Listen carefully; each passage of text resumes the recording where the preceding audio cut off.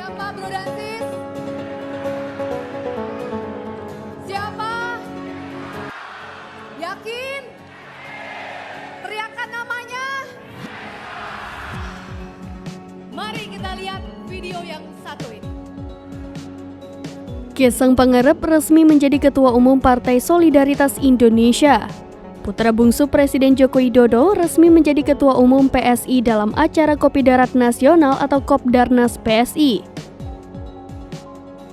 Kaisang dipersilakan masuk ke ruangan Jakarta Theater oleh Sheryl Tanzil dan Vando Maldini selaku pembawa acara tersebut. Wakil Ketua Dewan Pembina PSI Grace Natali pun menetapkan Kaisang secara resmi menjadi Ketua Umum PSI. SK Kaisang menjadi Ketua Umum PSI pun diserahkan oleh Grace kepada Kaisang secara langsung. Giring Ganesa selaku Ketua Umum terdahulu mendapat jabatan baru menjadi anggota Dewan Pembina PSI.